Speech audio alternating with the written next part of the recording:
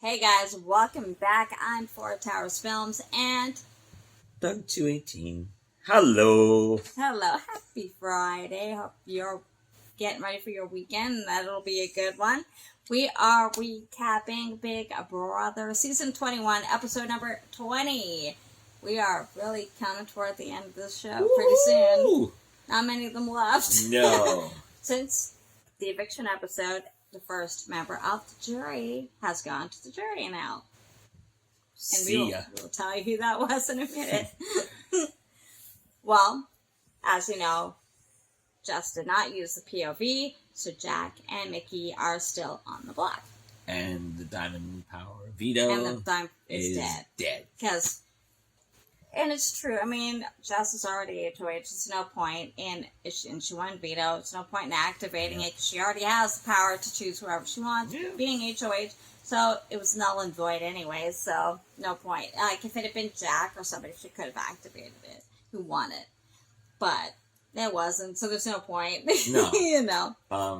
We did get a brief montage of both of them trying to wrangle votes to stay. And Mickey basically was saying, "Oh, you know, it's my boy. I don't want to campaign against him," but he kind of did. I mean, really. What? I mean, it's still a game, even if that's kind of your friend, or even if you've had a falling out. I mean, you know, but it's still a game, and only one person's going to win this anyway. So, look, why are you not campaigning? Like, do you not want to win? Like, you know, so... I know if we were in, she'd campaign against me. And vice versa. And that's us being honest about it. It's like, you know, I love you, but I want to stay, and I know you love me, and you want to stay. Nice. He'd want me to go over him. Is that really? That's not very nice, is it? But I'm the one who should stay. Oh, the truth comes out. He said it first. You heard it here. I got it on tape. So there. I'm pretty competitive though, but she is. But you know, isn't the guy supposed to fall on their sword or something for the damsel? Apparently.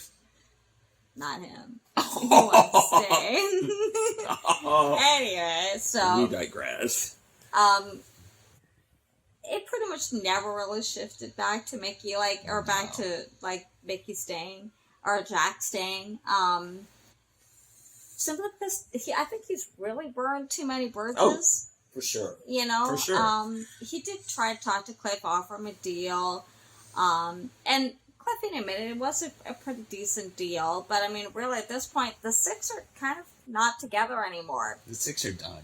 They're dead. You know, Cliff's got his own little group now. Cliffy's Angels.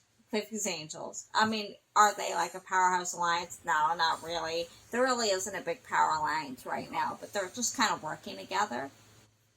You know, but even old Holly, Kat, is kind of working with them. She's also kind of working with Holly, too. So, you know, she's hedging her bets, you know. I mean, that's actually, one of the better ways to play, really, is to have kind of relationships with everybody in the house. Because, I mean, what if your whole alliance gets wiped out, which we've seen before, and it's just you, and you've made no inroads with anybody else, what do you do? You're kind of on an island, you know. So it's actually better to have friends everywhere, right through the house. So that way, if you're in trouble, you can have help. But then it also shows, like, when they talk about you, that, you know, she had a hell of a good social game. And, right, you know, that helps. I mean, if you're not let's face it, Kat's not, it's not that we've seen, great at competitions. She's won one, I think. Although one veto. But I think sometimes it might be deliberate. I don't know. I'm getting the impression that might be a bit deliberate. Yeah. Potentially, she hasn't said so, but I don't know. It just comes across as deliberate to me for some reason, you know. Especially after this HOH, to me it seemed very deliberate that she was not trying to win. Oh, of course. I don't know. If that's just me though. So let's save the preamble. We jump right into the vote. Yeah, well, because most of the episode, well, we got to see actually Jackson and Mickey, or Jack and Mickey's punishments too.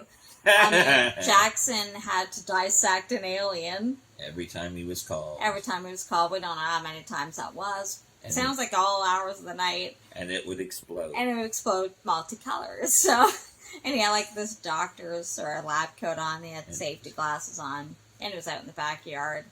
Like, you know, like if you ever saw that autopsy, the alien autopsy videos kind of looked like set up like that. So he did that, but his punishment's done. Poor Tom's got to do it the whole week. Yeah. And then, and even Jack's punishment didn't last that long. 24 hours. 24 hours. So this guy dressed as an alien's following him around, asking him what to do, or what's this, what's that, and then berating him, telling him what to do. It was funny, but it's over. I mean, Tommy's got the whole week. He's got to go through it. I just got to giggle because Jack has tattooed, "Hi, my name is," and the alien walked over with a marker. Stupid. Ha! You have the feelings for most people that watch the show.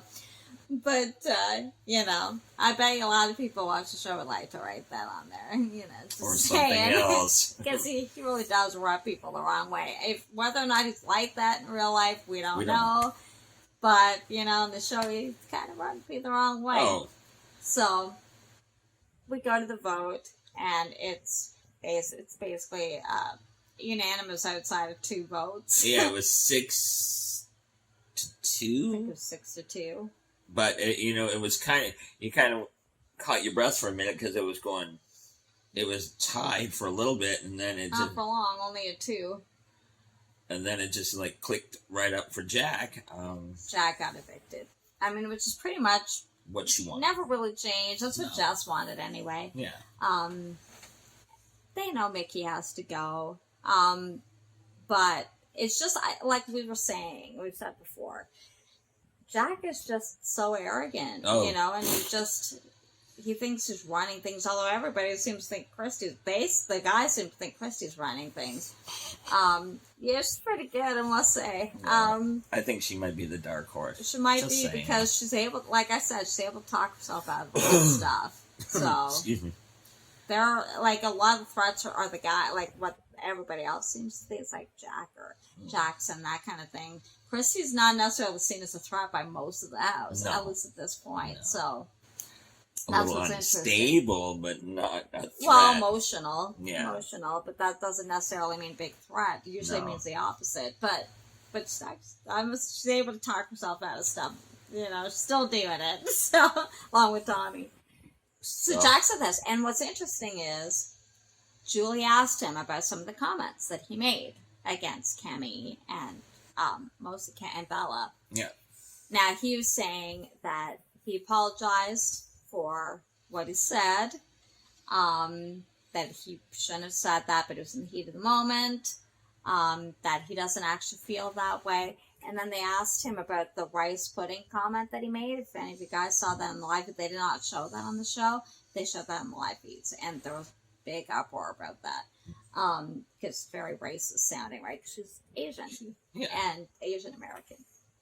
And he said it was based on a conversation they'd had earlier with Bella and Tommy about slop, and that they were making pudding from it. Yeah. And one of the things, I don't know if it was Bella or Tommy, does put a bit of rice or something about rice in the slop or something. I don't know if they're actually able to do that. I don't know if they're allowed to use condiments with slop. I don't know if they actually could do like rice. So I don't know. If you guys saw that, then you let us know if you actually saw that conversation that he's talking about. He's saying this is what the conversation was. So I didn't see that. And that he's saying the rice pudding is reference to that conversation. It had nothing to do with rice. And that's what he said. You know, and I commend him. You know, I don't really like his personality, but I commend the fact that he apologized. He acknowledged it. He acknowledged that his behavior wasn't acceptable. Right, that he wasn't appropriate in what he was saying. So kudos to him, and kudos to Julie for, like, bringing it up professionally. Saying, hey, some people consider this very racist, and what is your response? And, right. And he thanked her for giving her that opportunity. The opportunity to address it. Because you got to know he's going to address it outside. Oh. Because people have not been very nice when they've been talking about it. No way. So he's going to be confronted with this. Oh, for sure. There's probably going to be backlash. Sure. So he doesn't even get to see the goodbye messages. No, because they talk too much. It'll be like an extended interview. So we jump right into... We go into HOH, and it was like they slide down this white water raft kind of thing, and whoever gets the closest to 9 minutes is the winner. Yeah. So they all do it. They're all really close, except for, say, Kat, who got 11 minutes. And Nicole. She was a little over 9 minutes. She was, or 10 minutes. You'd think she would do it because she was light, but no. Yeah. It actually ended up being Tommy who won. Congratulations, Tommy. And we'll see what he does next. His was the lowest time at 8.9 seconds. Or 8:39 or something like that. It was pretty a very close low to time. 9 minutes, but yeah, it was the time to beat. The lowest time. So Tommy's the new HOH, so we will see what he does next. Obviously, we know Christy's safe. Exactly. And probably Kat. But who will Tommy go after? We'll have to find out later. Yes, we will. And we will tell you on Monday, because Sunday's show will air it. Well, that is all for this week of Big Brother Season 21. And hope you liked it. And if you did, give it a thumbs up. Don't forget to subscribe. Hit the notification bell so you know when I upload every time Big Brother airs. And we will see you next week. Bye, guys. Bye.